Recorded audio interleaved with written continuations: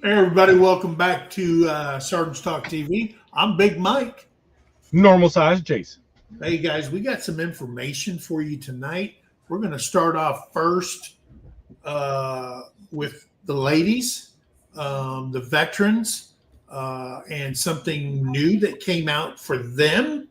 And then we're going to go over what has the VA done for you lately. And it is information on all the accomplishments of the VA or for the veterans during 2025. So I'm glad you guys are here. I'm glad my partner's here. I just got home 5:30, quarter to 6. I left the house at 10 o'clock this morning. I had CMP exams today, and I had to drive to Tulsa.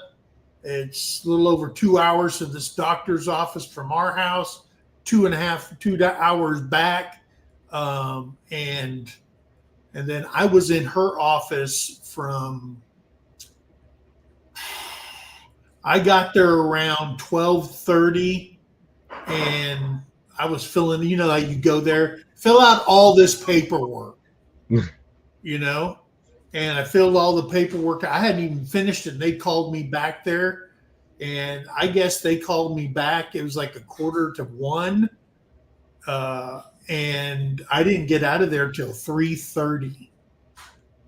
And I'm going to tell you something. This doctor that I seen, she is thorough.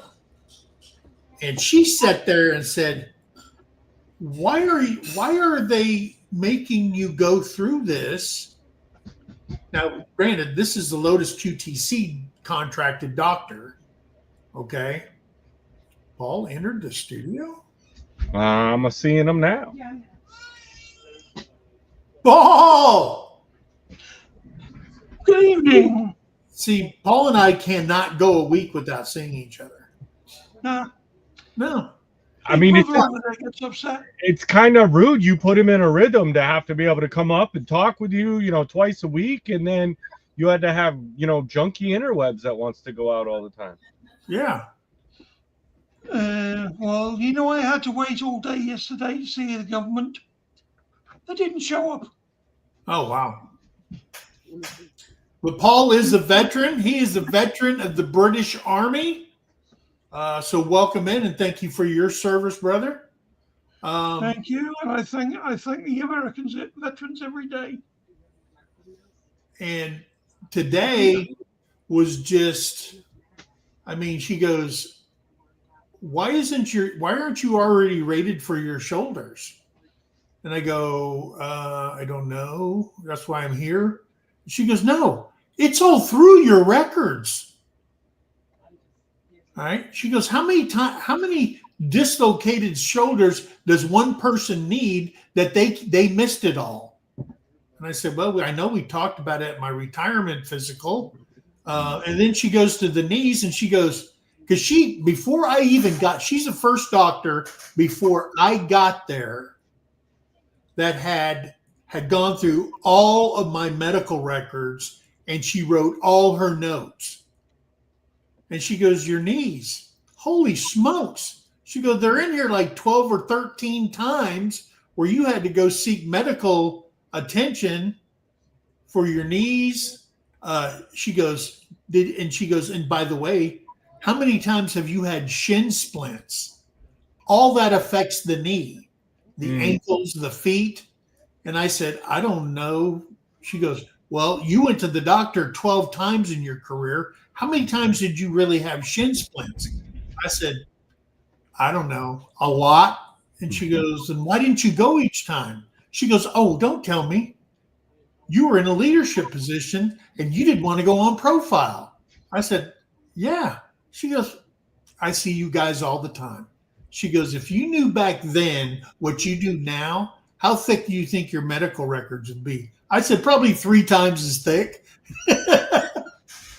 But it would be, but there's also, like we talked about that before, was if you actually go to medical, like what we say to do now, right? But a lot of those, military, if you go and you get seen for every single one of those, they're going to look at putting you on a medical discharge profile. Yeah. Because there's light duty and you have a limited amount of time that you can be on that. And then if it's a long cure thing, then there's a limited duty status and you can only be on it for so long. So Right. it's such a hard thing. Like, yes, we sit here as veterans that served and said, make sure you document everything. But you do have to be aware. You have to be careful, because if you go in and, for your shin splints, you're only allowed to go in for that condition and for your entire career. You're only allowed to be on that medical profile for that condition. Doesn't matter. If you do 20 years, you only get, I want to say for light duty, it's like 6 months total. Yeah.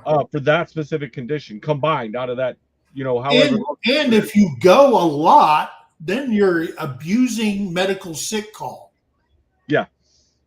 They call you the sick bay bandit. And, and it's one of those. So when they ask, it's one of those that you can't until you're towards the end of your career, whether it's a 4-year, 8-year, however many years you're in, you really don't get much of a choice unless it's something obvious, right? Like, the times that you jumped out of planes and, hey, there went a shoulder again. I got to go to medical. They're going to document it, those types of things, that kind of stuff.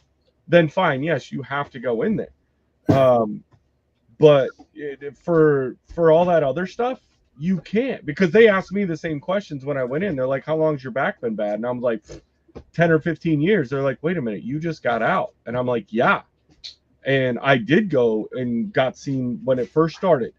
Yeah. And they basically, the doc that I had told me, he says, look, man, I know you're hurting, but if you want to keep doing this and you want to keep running this game, you can't come in and tell me anymore. You're going to have to just over the counter it or figure out a way to, because I can't treat you for that specific thing anymore.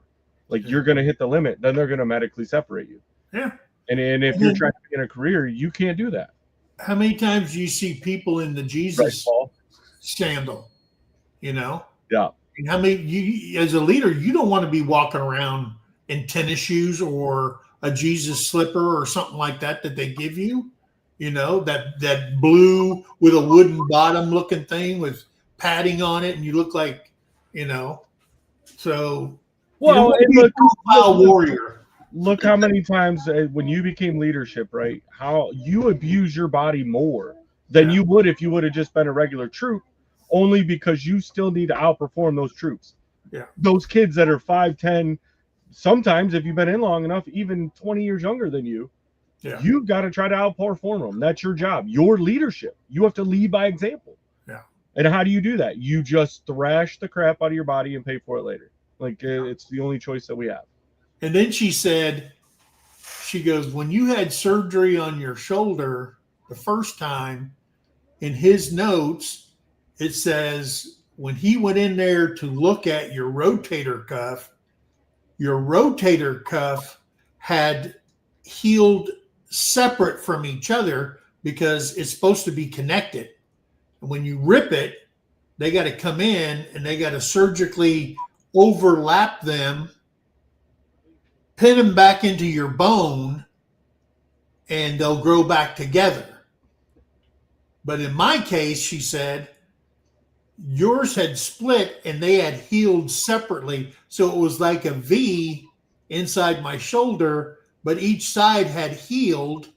She goes, no wonder you had pain. And he had to go in there and do a laser cut. And then he goes, wrapped it over, and he had to use some kind of mesh.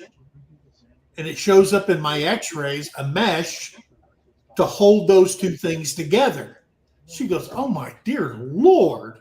She goes, and you didn't go? I said, I just fought through the pain and popped the Motrin 800s, every hour on the hour for, 12, 13 years.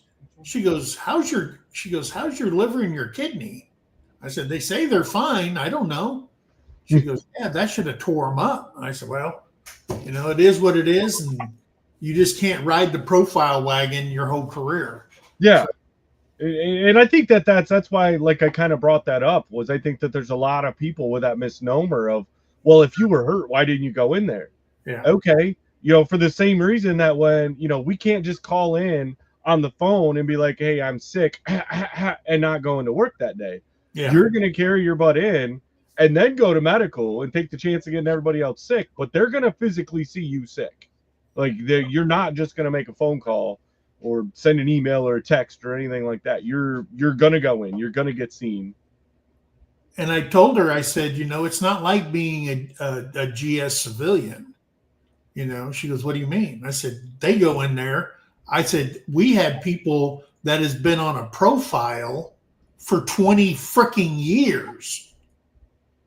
I said, what? And I said, and for 10 of those years, they report to the break room and sit around until they find something that they physically can do with their profile, and then have them do things like that. She goes, what? I said, yes, that's how our government works. And if you violate their profile, straight to the union, and then show me the money. Yeah. Yeah. That's the way it goes. That's our government. But guys, I'm glad you're here. We're going to be talking about some stuff tonight. We did put the link up at the top if you want to come join us and talk about these things or anything you want to talk about. You know us. We can go off the rail quicker than we got back on it. So, and most of the time it's before we even knew we were on a rail. We're off onto another one. Now, we did get some good comments from last week's show. A couple of people were asking about certain things. We had a Navy guy talking about heavy metals and stuff like that on board ships and stuff like that, affecting their drinking water and stuff, things like that. I don't know anything about that. That's something you'd have to talk directly to the VA about. And I put that in the return comment to them. I said, kind of like the Marine Corps and the water situation at the base and stuff like that. I said, you're going to have to check on, and there may be something in the works or in documents stating, they're not going to come out and say, they didn't come out and tell them if you were in the Navy and yada, yada, yada, like they did the Marine Corps. That took decades to get done. Okay. It didn't happen overnight. It took decades. Well, yeah, because you consider the like an Aaron Brockovich thing. Yeah, the ones that qualify for that were a result of, they were served back in the 80s. Those are the ones that are qualifying for it. So it's that long that it took for them to come out and say, hey, here's an issue. It started back in the 80s. Well, yeah, because it was like the mid to end 80s or something like that is when the dates for it. It was, I want to say the last time I looked it up, I was barely born when it was a claim status for that.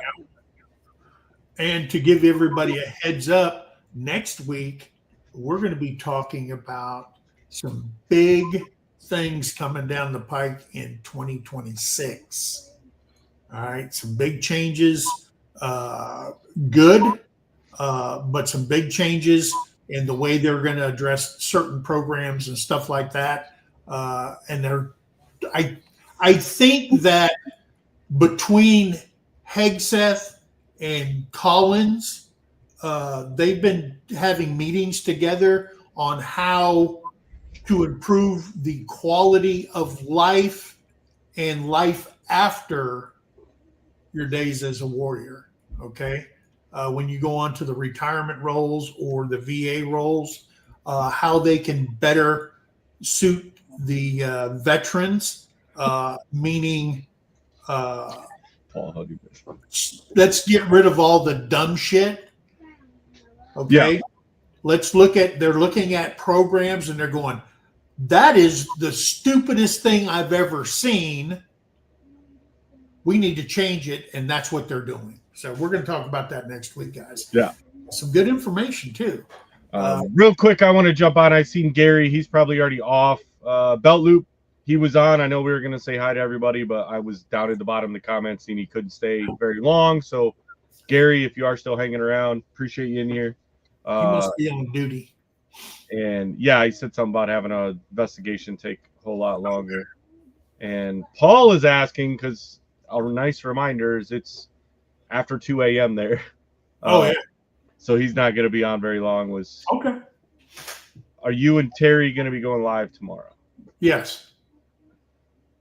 There you go, Paul. I got you, buddy.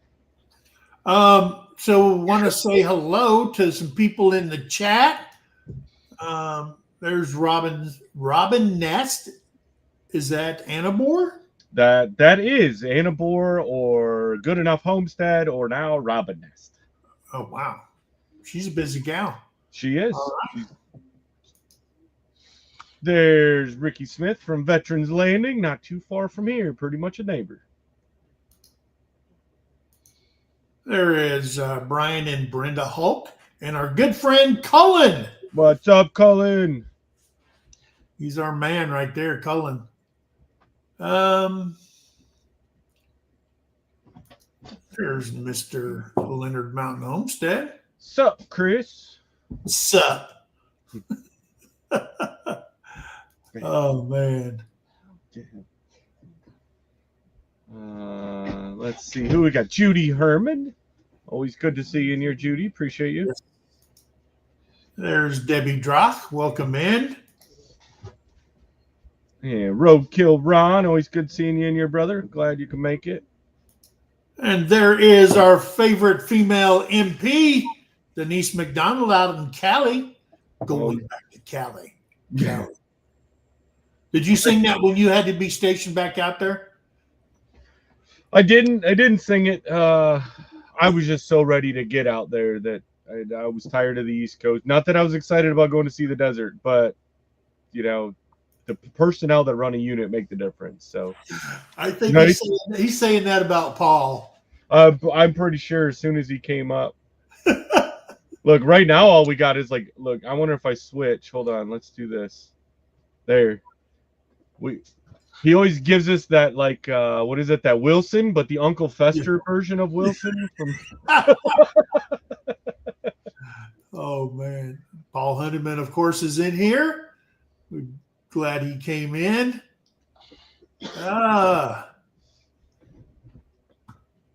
Oh, there's Tim Mason, sure Dana, and Renly and Stella are all hanging out over there. Always good to see them. Sick Call Warriors. Of course, Gary over at Belt Loop was in here.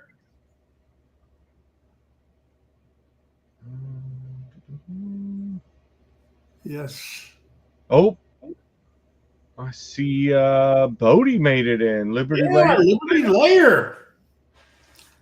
Yep, he's coming to the meetup. He's camping right outside our front door. Oh, nice. Nice. He's It was good to meet him the person. last meetup. I look forward to seeing him again. Yeah.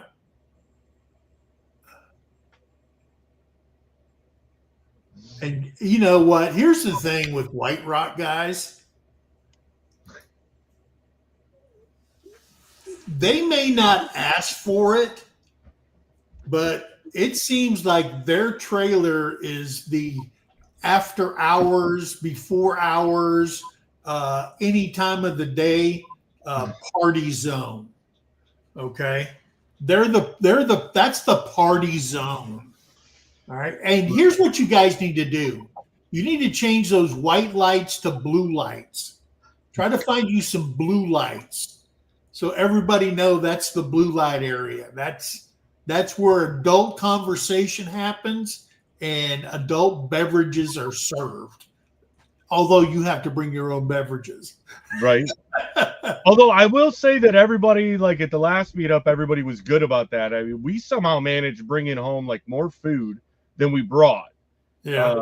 Just because everyone was there, we had all the grills hooked up, like everything, and it was like, well, guys, like we brought enough for two of us. Well, it was three of us technically, and they're like, oh, we got food, and all of a sudden, it was like tables full of food, and we're like, okay, now take it over to the pavilion.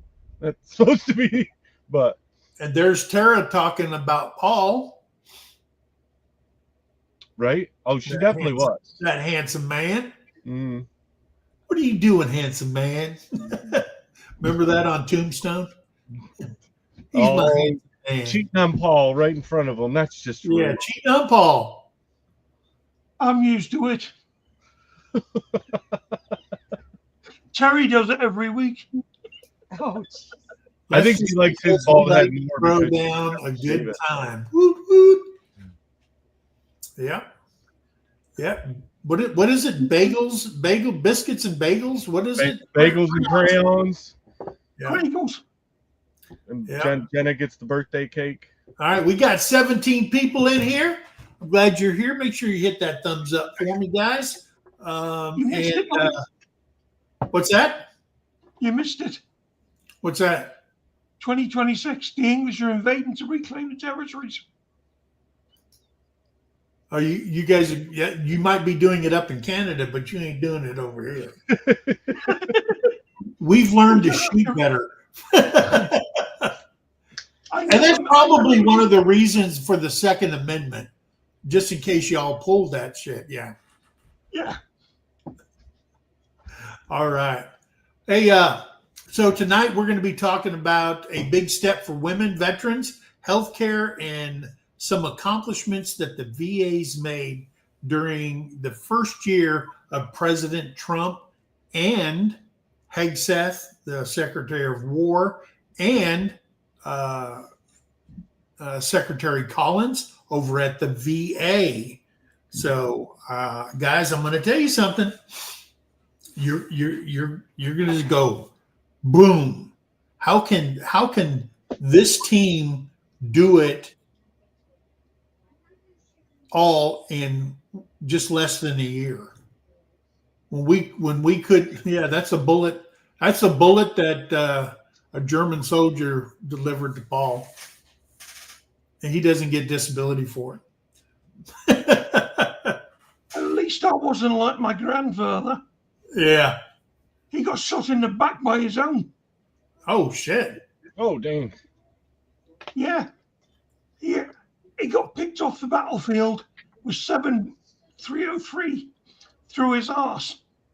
Oh man. Yeah. See, That's how much of an asshole he in was. Vietnam, they just rolled grenades into their tents. Right? He was before Vietnam. Yeah. Yeah. British 303 round there. That ain't no joke round right there. That's a good round.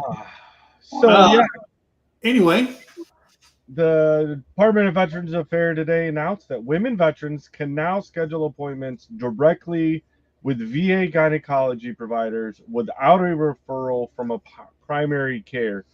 If you've got any affiliation whatsoever, whether it's active duty or retired, they're through the VA, everything needs a referral from your primary. So that's a big step that you can go in and get that done without a primary, because that's the biggest delay.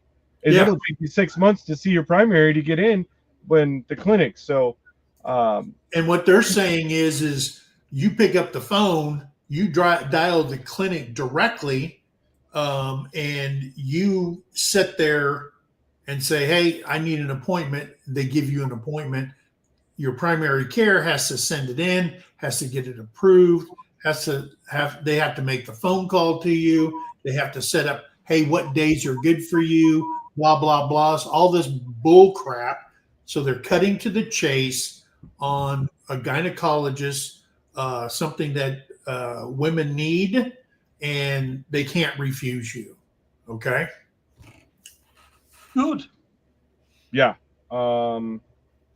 Yeah, that's pretty much right there. It was just a matter of the women being able to just call directly without having to get the PCP referral. And then, so There's Jerry. did that go? Oh, I'm at a wrong angle on my screen trying to figure out what's bold and what's not. The change will be better serve more than 1 million women veterans who are enrolled in the VA healthcare. Yep. The new streamlined process takes effect today. Okay, this was last Friday. Takes place today and eliminates the previous requirement for a PCP to refer access via VA gynecology care. Instead, enrolled women, veterans, can schedule an appointment directly with the VA gynecologist specialist if they choose. Okay. The change will be better served for more than 1 million women, like Jason said. This is what it looks like when VA is focused on putting veterans first, said VA Secretary Doug Collins. By relentlessly focusing on customer service and convenience to the veteran, we are building a department that works better for the men and women we are changed in serving. As a note, female veterans still must go through the community care section. All right, when they call you, if they qualify, if you qualify for community care, okay, like I am, like Jason is, when you call there, you say, I need to make an appointment to see the gynecologist.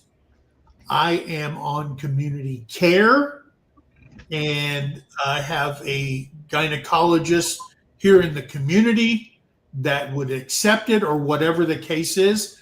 Then what they'll do then, they will send it over to the community care division.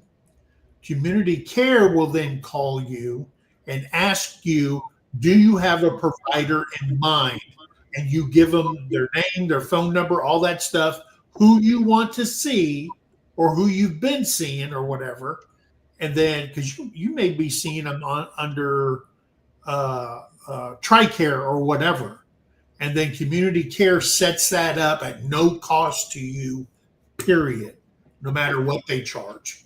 Okay? So that is a big step. Give a shout out here, Jamie, over at Three Little Goats. Her and her husband both are Army veterans. And Jamie says, yeah, right here. She does it through community care.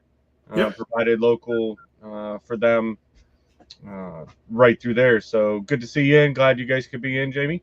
And then, of course, Jerry, Butler Family Farm, made it in. Says, you know, we couldn't have two big guys. Of course, Jerry's coming in because I was normal sized. Big Mike gets to be the big size, and Paul can be the little one under 6 foot. So we'll carry our step stool around for Paul.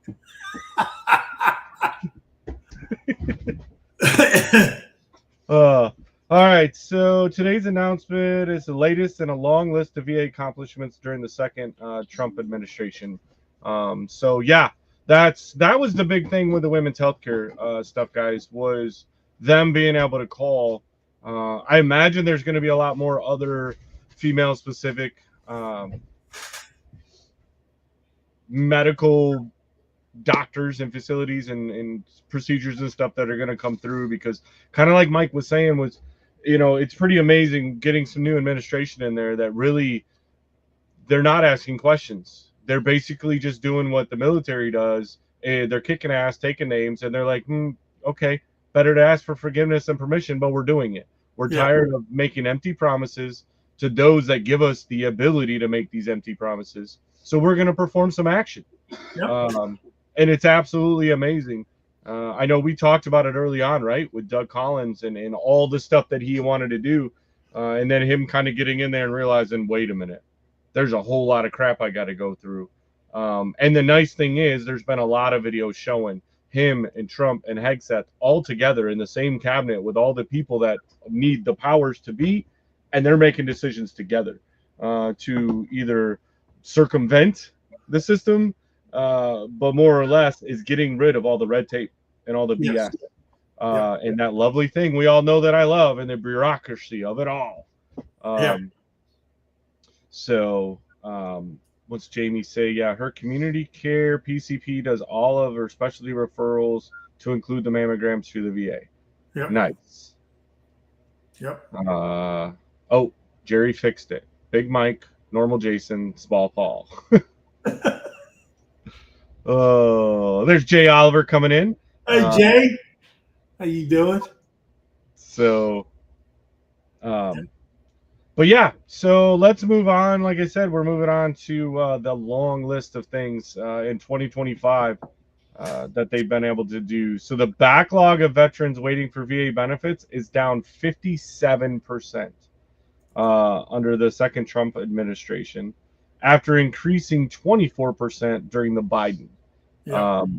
Which makes sense. They added more BS, and of course there was a lot of the other stuff that I know we got listed that caused a major backlog under the Biden administration. So yeah, and then the VA has eliminated the backlog of veterans' families waiting for VA health care. So not only for the veteran directly, but also the families of those veterans that rate VA health care are now being able to receive it.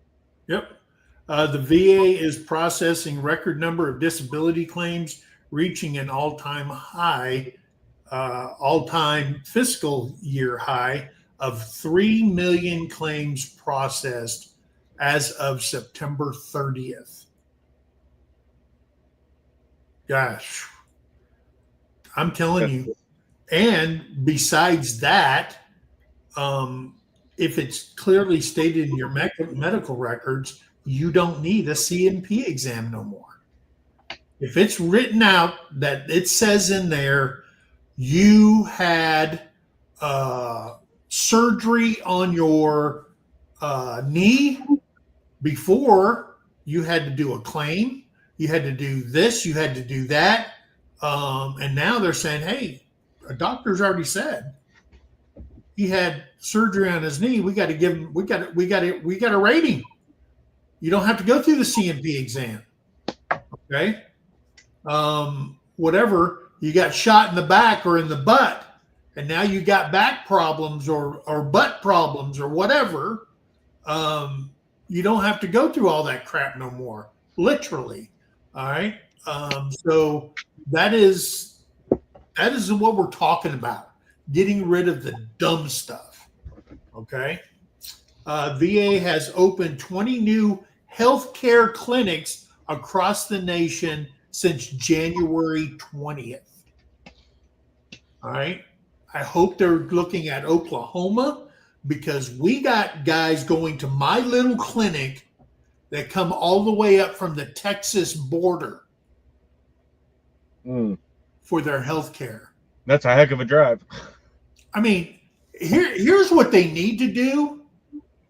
Somehow they got to fix this. They got to give you like a border clause where, let's say you live in Broken Bow, Oklahoma, and the VA clinic in Texarkana is half the drive. I don't know. Right? Half the drive. Why can't you go to that VA clinic? All right, this whole, you got to apply for VA when you move to Texas. You got to apply for VA when you move to Oklahoma. You got to apply, an application or all that stuff when you go to Arkansas. That shit needs to go away. That's just crazy. Yeah. You can live in Durant, and Sherman has a VA clinic, 20 miles down the road. Why would you have to drive all the way up to McAllister, hour and 45 minutes, hour and 50 minutes to go see a VA doctor when there's one right there 20 miles away? It makes no sense. They need to look into something like that. Well, and I think kind of the answer that I would say is what they're looking at for that. I mean, it's awesome that they were able to open 20 more clinics, and I imagine they're in a high populous area. The thing about like where we live, here in Arkansas, and even over not far, from you, with a lot of those dispersed living areas in Oklahoma, is if there isn't enough population, but that's where they open up the community care. Is, hey, if there's all kinds of criteria for it, right? And it's really not that far. A lot of times it's been one of those when I needed community care because I refused to drive the distance of the doctor they said I needed to go to. It really wasn't that far. It's just that I didn't want to drive that far. Yeah. Especially when they're talking about, hey, they want a 9 a.m. appointment, or an 8 a.m. appointment, and it's a 3-hour drive to get there. Like, that's not happening. And even though I know, like, for here in Little Rock, they said, hey, we've got a little veterans home that you can come, or hotel, motel, something, right? We've Yeah. got a little housing area that if you have an appointment that early and you have that long of a drive, you can come down and stay. And I'm like, really? Okay, maybe I should look into it. And the same lady that told me about it said I wouldn't. And I'm like, what do you mean? She's like, it is not good. Like, you'll leave there with something. And I'm like, what do you mean something? She goes, something you don't want. Like, it's not a, and I'm like, okay, well, we're not doing that then. I guess it's community care. Yeah, so what is Jamie? Because we go through the same one in Little Rock. It's really fun when you're assigned to the Little Rock, but have to go through Northern VA Hospital because there are 2 in Little Rock to get a referral down to Shreveport, Louisiana VA Hospital. Yeah. Yeah. Yeah, it's crazy. Yeah, how those setups are, I don't know. Does Fort Leonard Wood still have the VA clinic at the new hospital? I don't know. I know they had a VA office when I was at Leonard Wood. When I retired, they had a VA office, but that VA office was there like when you were retiring and you were clearing the military, you had to go there and they set up your VA medical review and physical and all that. Because when I retired, I had to get a physical for leaving the Army. Then they scheduled my VA physical, so I had to go to Columbia, Missouri, to get my VA physical done. And then I started a government job, and I had to take a third physical. I was doing 3 physicals at the same time, and all 3 of them had the finger check. I'm going like, what? Come on! Can I bring a paper? Can I get a pass? I just had this once. Now I'd twice. rather get a pass. Right. Man. So since January 20th, the VA offered veterans more than 1.4 million appointments outside of normal operating hours. These early morning, evening, and weekend appointments are giving veterans more timely and convenient options for care. Which is a huge deal, especially for veterans that are getting out that have to go and work a full-time job on the civilian side. You try to plan it out as much as you can, but also in today's economy, you can't afford to take a day off of work just to go to an appointment. So for them to adjust and be like, hey, we can do an early morning, we can do an evening. The clinic will be open on Saturday for special cases. That's awesome. And then the VA permanently housed 51,936 homeless veterans across the country in fiscal year 2025, the highest total in 7 years. Yes. So yeah, got permanent housing for 51,000. And almost 52,000. Yeah, well, I know there is a project going on right now just south of Little Rock. And last I knew, they were actually still looking for some general contractors to run some framing crews. But they're building, it's over 1,100 homes, I think, that they're doing. They're going to be like little tiny homes. But it's got community showers, community bath, like almost like a campground with a bunch of cabins, right? Yeah. But it's all these tiny houses lined up. They're building this entire village. Going to have a little store, have all this stuff. It's all for veterans. Every bit of it is going to go in, and it's, I don't know, a 3 or 5 year building project or something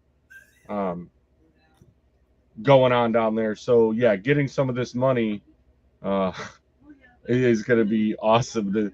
I couldn't, you can't focus when you see a doctor's name with Knuckles Newman. And he says, just lay over the gurney. Yeah. So yeah, that's pretty awesome. Like, yeah, and that's 51,000, and that was just October to October, so probably even more by now. Yeah, and that is amazing. Besides them, the VA, then you got to look at Tunnels to Towers.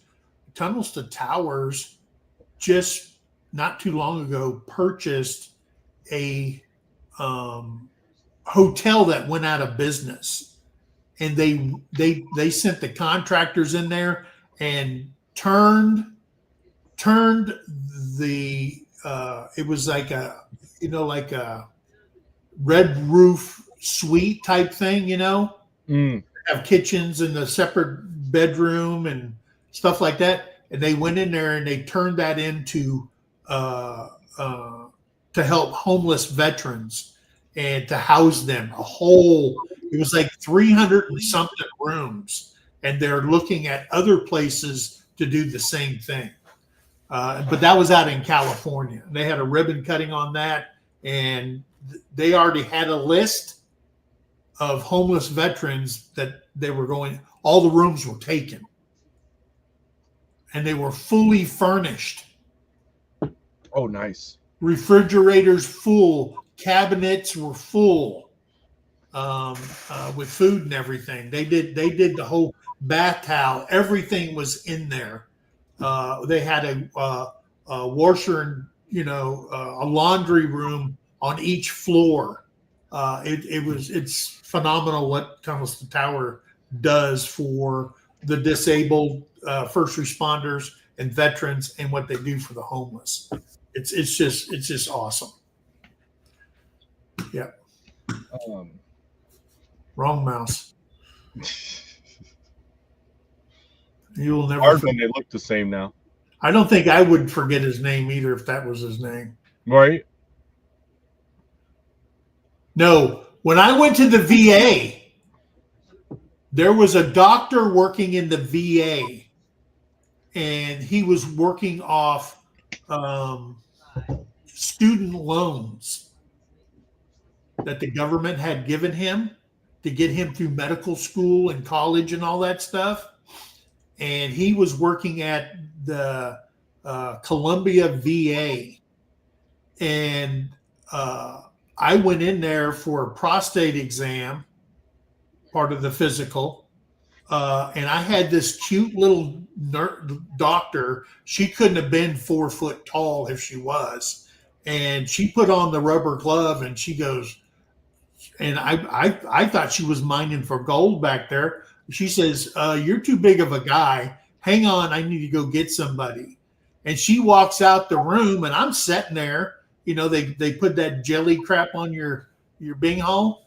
And I'm sitting there bent over the gurney like this, waiting. All of a sudden, I felt the door open up again, and I turned around, and there was this behemoth of a man, 6'6". And he walked in, and he said, well, Dr. Such and Such says she's having a little problem trying to find your prostate. Takes off his class ring, sets it on the counter. Now, his class ring was like the size of this mouse. This dude went in. Dude, I was singing soprano, okay? And I peed a little bit, too, when he hit it, okay? He said, oh, everything looks fine to me. And I'm just like going, I turned around, I said, where the hell did they find you? He goes, oh, I'm just working off my student loans and stuff. I said, what a better place to work is at the VA. I said, right? And he goes, I said, what did you do in college? He goes, defensive end. He played at Appalachian State as a defensive end. I go, holy Jesus. Man, I was singing soprano. He was pretty offensive on your end, though, I think. Yeah, he was playing. I was playing defense. Yeah. He thought he was picking up a number 15 bowling ball. He was rough. So Jay Oliver is saying that having a VA secretary that is a veteran makes a bigger impact than McDonough, because McDonough was more administrator than boots on the ground. Yeah. So yes. Well, and I think that's where, Hegseth being in there, Collins being in there, they're veterans. And then it helps that our VP is a veteran. Yeah. Getting vets in there. And I think that is the biggest push, from the White House down right now, is the fact that it's getting, there's more and more veterans that can make an impact. Because they were boots on the ground. They understood what was going on. It wasn't, just well, I thought about it, or I did it on Call of Duty one time. Yeah. They actually served. So Jamie's saying, yeah, so the VA app now allows you to do your travel vouchers right in the app instead of having to use the travel system. Yep. I'm gonna have to look into that. I logged into it right before we got on today just to look at something, and it said it needed an update, so maybe it's with the new update. And they came out with the new chat app, so you can chat with your doctor. There's an app now that you can send instead of going and calling that number where somebody in Minnesota picks up the phone for the VA and I want to get a message to my doctor. Now you can go on there and pick up the chat app, and you can send the message directly to your doctor. Okay, instead of going around the rosies to get to them. The VA is spending an additional $800 million in 2025 on infrastructure improvements to ensure department facilities provide safe and effective patient care. $800 million. You remember when Angie came on here and said, hey, I'm sorry, you can't get pencils because you guys are over your supply allotment. The money and stuff like that. So you can't get that. You can't get medical equipment that you need because it'll take you over your budget and stuff like that. No, Paul. Good to see you, Philip. I did see earlier too comment that Philip said he got a couple back pay checks today or here recently. So got some update stuff going on him. That's awesome. Where did his comment go? Oh, there it is. Roadkill Ron. Yeah, anything from Ant Rocks? How's he doing? They're doing good. Yeah, they're absolutely doing good. I'm not gonna talk about their business, but Anthony has completed his VA work, and I'm going to let him tell his story. So proud of him. I wish he would have listened to me at the first Freedom Weekend when I got on his ass about it. And he goes, man, he goes, bro, I know. But that's his story. I'm sure one day he's going to make a video. They did put one out on what's been going on about Christmas and all kinds of stuff, and an update on their place. But yeah, he did. Hopefully we get him on this show. We keep trying. It's not for lack offers, but he's kind of a busy fella. So, the additional funds will come from saving, gleaned from various VA reform efforts, meaning we got rid of the dumb shit, and now we're investing that money that we were wasting. Now we're putting it in the right place where it actually needs to be. That's where they're finding the money. Everybody was so fixated. Oh, they're going to get rid of all these people, guys. When they were going to do the shutdown and all this stuff, 30,000 employees retired. They said, you know what? I've been doing this too long, and I don't know what affiliation those employees were or anything like that. But they heard that there was big changes coming to the VA, and they wanted business as usual. Bureaucracy. Right. They wanted to keep it that way. But change is good, and we're seeing that it's good. So kudos to all them over there. VA has made it easier and faster for VA enrolled veterans to access care from non-VA providers at the department's expense. Guys, I'm telling you something. That program is blowing up. Okay? Is blowing up. So. VA has also implemented major reforms to make it easier for survivors to get benefits after serious problems during the Biden administration. Yeah, there. I haven't studied a lot on it, but what I've read a little bit on the whole survivor's benefit was, yeah, you might as well pull hen's teeth to try to get anything, and so you've got these families that are trying to get just a little bit, maybe to help with burial expenses, help with anything. They're already suffering because they lost their service member or their veteran, and now they have to go through the painstaking process.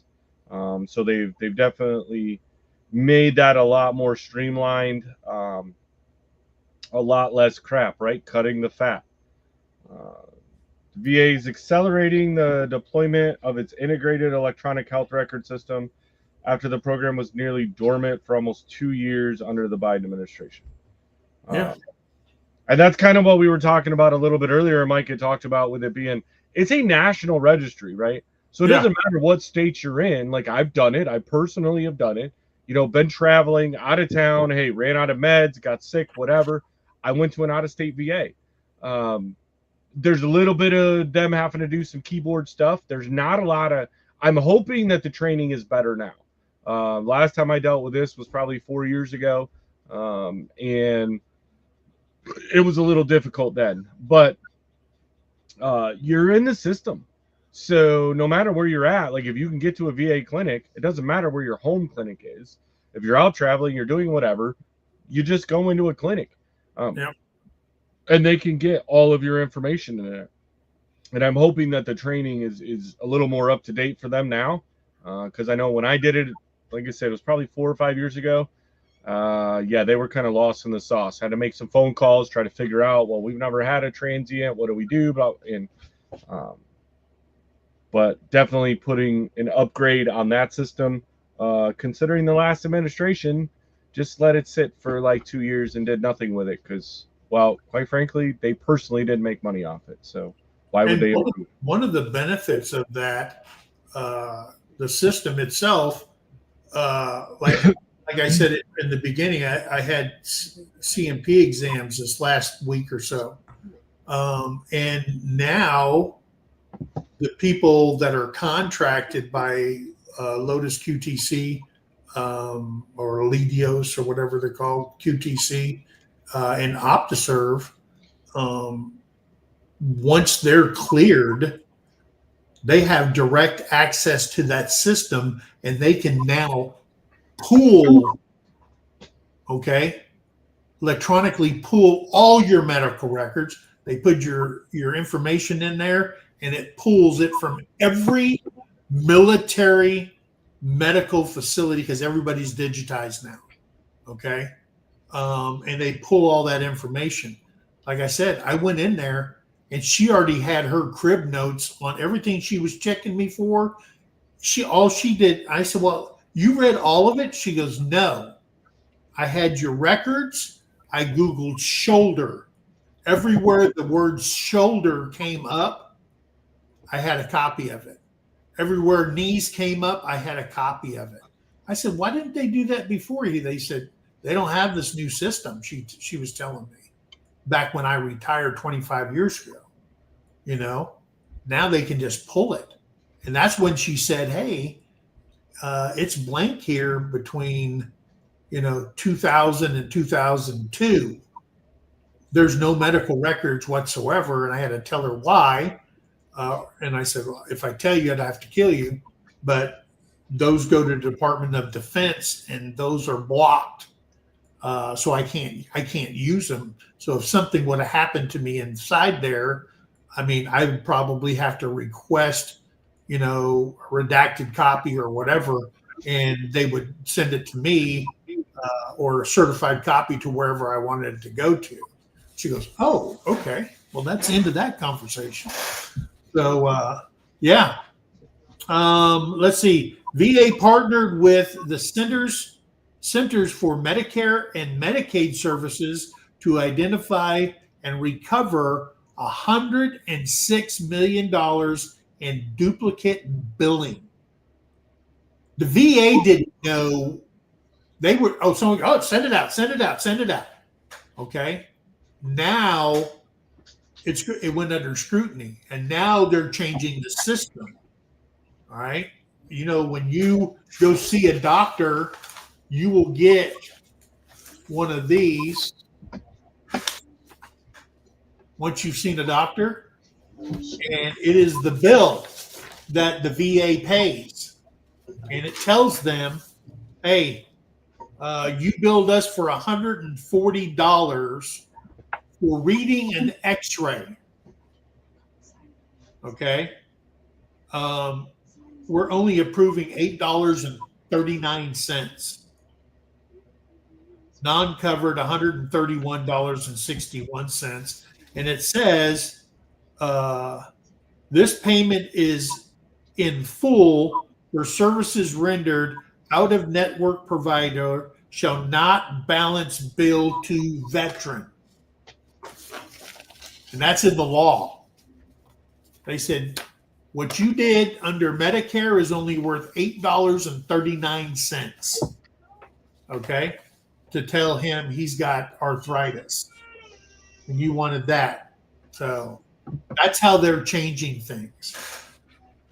Before they just say, okay, here you go. Here's some money. Yeah, you need money for lesbian dancers in Guatemala? Here's some money. Yeah. Just shit like that. I'm glad that stuff's over with. VA has brought tens of thousands of employees back to the office where the VA can work better as a team to serve the veterans. Telework is over. Yeah. Bring your butt back to work. Okay? I mean, even when I was in there and they were trying to bring people back, the command was dealing with lawyers, trying to get injunctions from judges to stop them from bringing people back, saying, hey, you made it a way of life during COVID. Don't come back and just sit and jerk them out once they've changed their life. Well, guess what? You're coming back to work. Okay? No. And stuff wasn't getting done. I mean, I don't know how many times I went to the headquarters where I was working trying to find somebody to talk to. Oh, they're gone. They're teleworking. Oh, yeah. Give me a message. I'll send it to them. 2 weeks later, someone finally gets a hold of me. Yeah. Shouldn't take 2 weeks on a base with only 1,500 people on it. That's crazy. Well, and so part of that, the VA terminated union contracts for most bargaining unit employees and redirected millions in wasteful union spending back to veterans. Kind of that same thing, right? The unions come out and said, well, with COVID or with this, or like, nope, hey, stop. You can take your union. We're going to pull that money. It's not a bargaining employee anymore. That money can just go to the veterans where it needs to go. There shouldn't be a union in this anyways. Yeah, the contracts are out of the union's hands. And we're talking about working unions, electrical unions, whatever the case is, those kind of the working persons unions that are building VAs and doing all this stuff. They're doing like Oklahoma's done. It's a right to work state. And that's what the VA's doing on contracting and stuff like that. So Jason's carpentry shop gets a contract to build cabinets for the VA now, instead of it going to a union-based company that was ripping off, the government like nobody's business. And then the VA ended DEI at the department, reversing the divisive Biden-era policies and stopping more than $14 million in DEI spending. That was one of the greatest moves that I think that they had put in there. Yes. Obviously, they did that across all of the military, not just the VA. Was the whole DEI stuff, which just delayed everything in any government process whatsoever, because it basically removed anybody being qualified by their actual qualifications. Are you certified to do this job? Are you qualified to do it? No, but we need your kind of person, whatever that demographic was. Yeah. We need that body to fill this hole. So, and I think that's where a lot of these unions that they talk about, that's where all this, I personally think that's why everybody was in an uproar about Doge coming in. And Sure.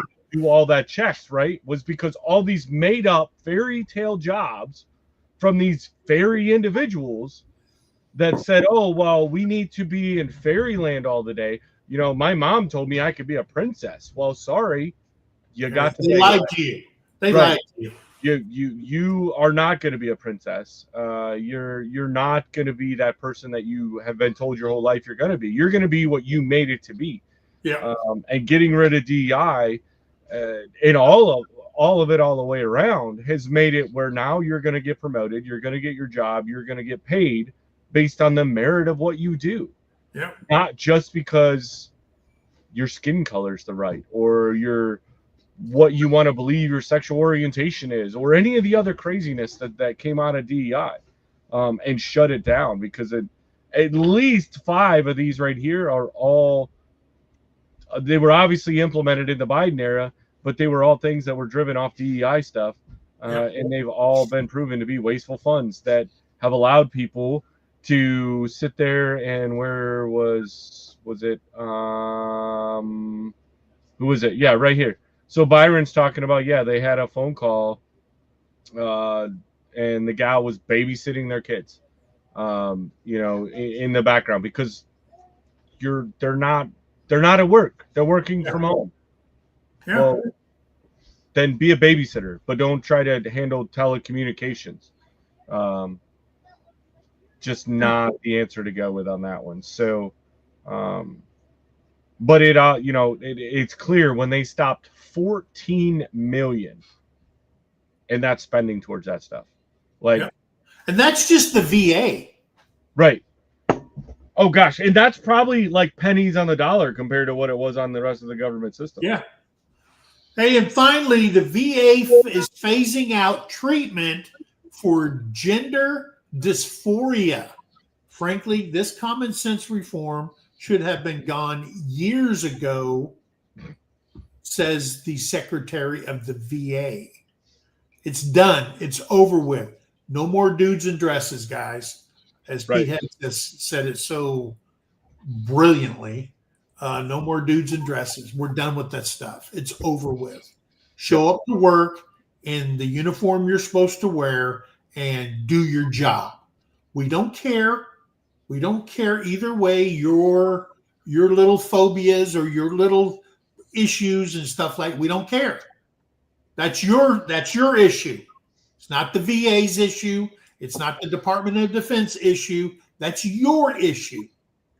All right. If we enlisted you as Mike or Jason, then that's who you are. Sorry. And they're done. It's over with. You can't carry that over to the VA. And I think that falls in line with, and I've said it on here before, but I was very adamant, especially when I got put into a lot of the different leadership roles that I was in while I was in the Marine Corps was, guess what? When you come to work, don't bring your family life into it. No. Right? Don't bring home to work. And vice versa. Don't bring work home. And, that was always a difficult thing, which is funny, right? We sit here as YouTubers, right? We're going on a platform. We're doing everything. And, for Mike and I, we're homestead channels to where, hey, we're putting out there, right? Our work is our home, right? That's the videos that we put out technically in the being hired by, Google to run YouTube concept of things. So how do you separate the two? And I think that's a big challenge, but it goes back and forth, right? They were always adamant, and I don't know how many times I remember sitting in briefs, leadership briefs and stuff like that, where they're like, hey, whatever you do, just don't take the work home with you, right? Don't treat your wife like one of your Marines. Don't treat your kids like one of your Marines. There was never one time that I heard in that brief. Now, I told my Marines, hey, I don't want to know about your personal life. Like, I've got to know certain things, right? But I'm not here to listen to you about you and your wife's marital problems. That's what the chaplain's for. That's what counselors are for. Go see them. When you come in this gate, your home life is done. I don't like, it's not that I don't care about you as a person, but we have a job to do. That's what needs to be done. All the random sniffles and everything that you have at home. And I think that's what drove so much, was because it was so DEI based. Even when I was in, they didn't call it DEI. But I seen it happening back then before they put the DEI label on it. Yeah. And it was the exact same thing. When they started bringing them concepts in, it was game over. What are you supposed to do? Now as a leader, I have to sit here and listen to this soldier's problems about him and his wife not getting along, or the fact that he doesn't like the outfit that his kid wore to school that day, instead of out there fixing and doing military training. Like, I don't have time for this. We have a job to do. Go get it done. If you can't do that, guess what? There's somebody else. And I think one of the big things that came out of it was that whole one standard again. Going back to a single standard. We're not going to change standards. You don't have different, like, you either meet the standard or you don't. That's your choice. You make the life choices that are going to get you to meet that standard, but we're not changing the standard. And we're not going to have multiple standards based on, whether you want to be a cat, a dog, or I don't even know.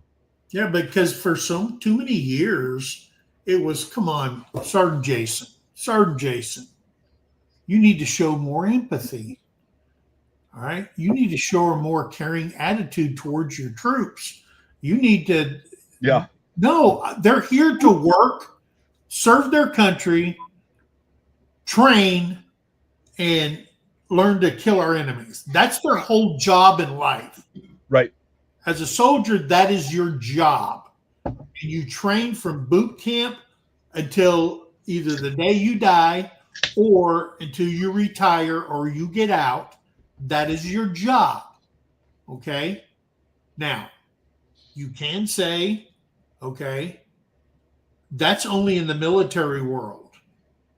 But when you take you step out of the military into the civilian world, and then all of a sudden you can't act like a hard charging, I'm going to kill everything in the civilian sector. Then you have to step in front of a judge, all right, and telling you, hey, that's not the way we do it out here.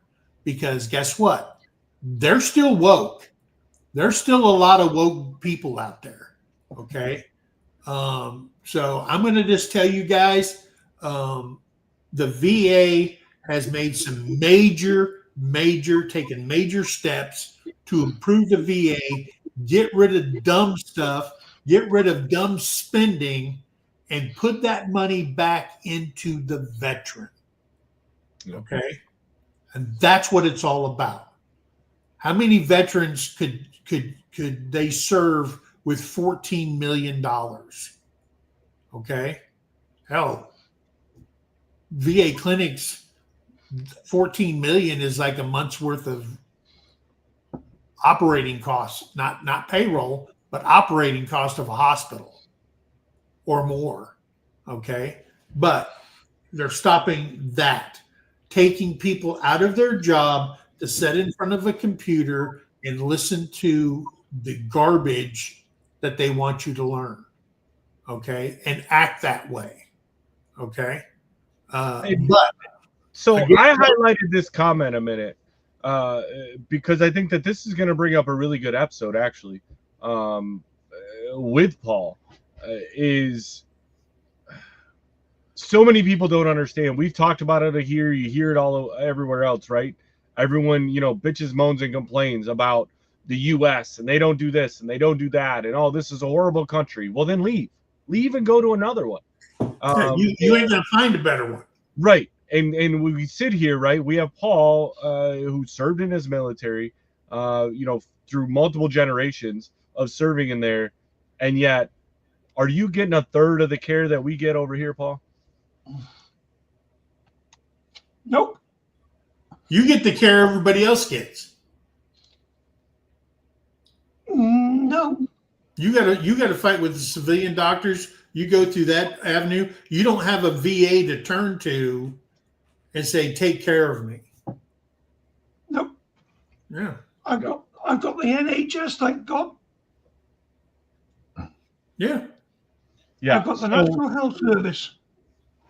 Yeah. you know, we make a lot of poke and we complain about a lot of the systems that we have because, you know, we've been told from the get-go that, hey, if we serve, you know, in one way, shape, or form, we're going to be taken care of the rest of our life. But that is a major freedom and a privilege that we've earned through our own sacrifice, that many countries around the world do not do the same thing for their veterans. Exactly. You know, and Paul, you were on a mandatory service, right? Look, No. No, they were voluntary. Was it well, voluntary? we volunteered. But you know, even then, you know, it's highly recommended, right? You have your country, you have your nation that you want to support, Yeah. and you do that with honor by joining that military to be able to defend it, and then they don't even back you afterwards. Yeah. I mean, places like Germany, Korea, they have a mandatory service. 2 years in Korea. It used to be 18 months. I don't know what it is in Germany anymore. But you had to serve. And I don't see there's nothing wrong with that. Okay. No. If more people served, even if it was a mandatory 2 years, you served, you got the training. Okay. You learned what it means to protect your country, and the things you had to go through to be a soldier, to be a Marine, to be a sailor, on and on and on, an airman. You learn discipline. You learn discipline. These kids are not learning discipline, okay? They're listening to these wackadoodles in college. They're listening to wackadoodles on TV. They're being raised by wackadoodles. 18, you were gone. Get out. Right. Sorry, you're done. And for most of us, we were itching before we were 18. It wasn't even a be told to get out. Yeah. It was like, I'm 16 and I'm ready to go. Like, I know, you know, which at that age, you think you know everything anyways. What's up, sister? There's Dawn. I have to wait till I'm 18. Oh, France is mandatory also. Okay. No, absolutely. I've always been a big proponent of it. I think that there should be a minimum, especially with all the foundations that ours is. But, you know, I've watched a lot of things, you know, in my short life, right? Being the young guy on here, but finding a lot of old wisdom and things. And I'll tell you, in today's that was a dig at us? Huh? Like, do you think that was a dig at us? Yeah. Being the young guy here. No. So here's where the misconception comes from, right? As a young guy, like I've always been the youngest guy in the room, you know, unless my kids were involved. Always been there, but I've been led by very senior leadership. Whether it was like, you know, my stepdad that really taught me everything of how to be a man and how to treat people and do those types of things, right? I've looked at that older generation. My wife and I both have talked about that. We were born generations later than we should have been. And it's looking at it today, like I look at today of how things are, you know, the two most powerful letters in the entire alphabet right now that will cripple anybody and everything, especially today's generation, N and O. Yeah. N and O. Tell them no. They will shut down. It will shut it all down. They don't know. They don't know how to deal with the adversity. They don't know. And I started figuring that out when I thought that maybe when I retired, I was going to need to get a real job, you know, what I call a real job, right? I had to go work in the civilian world. And the more people I talked to, I just prayed every single day that something would allow me to never have to go work in that environment, because I wouldn't make it. Yeah. I would be one of those statistics, not the 22 a day statistics, but I'd be one of those that I'm not necessarily homeless, but definitely a jobless vet. Like, I'm not going to be able to make it. I'm just going to have to live off minimal means because the civilian sector can't handle somebody that's like me. I won't make it. I will be fired before I'm hired, or there won't be any employees left because they can't uphold that standard. And I think a mandatory service, I know this was a roundabout, right? that mandatory service gets everybody on the same brainwave. Yeah. Of here's an expectation, here's a standard. We need to meet this objective. Let's do this. It's going to take teamwork to do it. Everybody's going to have their part. Not everybody's the superstar, right? There's support crew. There's everybody that's got to be there. And that is not what's in today's working society at all. I mean, I listen to my kids talk about how they're at work, and I'm like, oh my gosh, that whole place would be fired. Yeah. Not another, And I think there's a major reason that there's veteran preference. We've talked about that in other episodes. That, hey, if you're a veteran, you get some preference points in certain jobs. And why is that?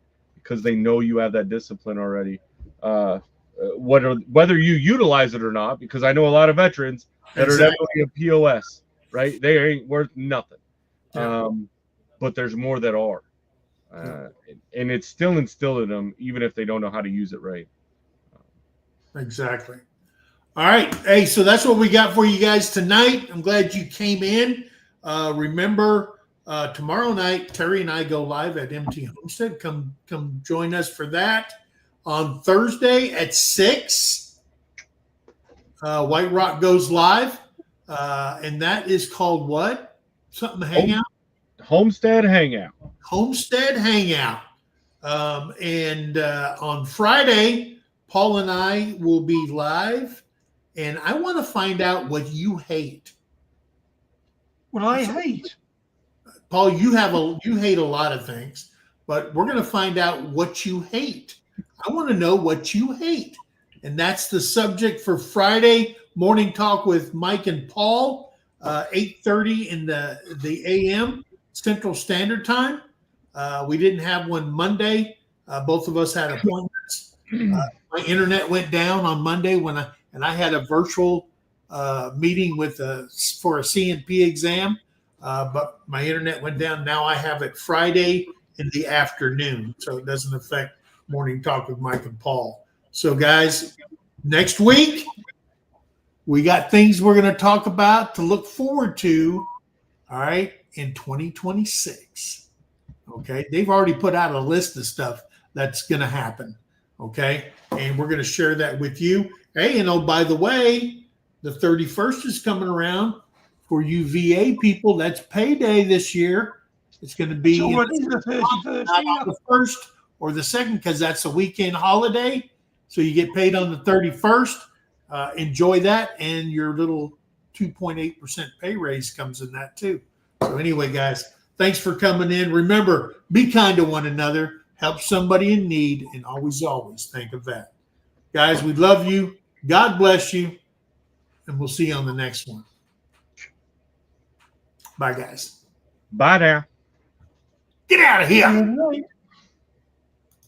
Go on now.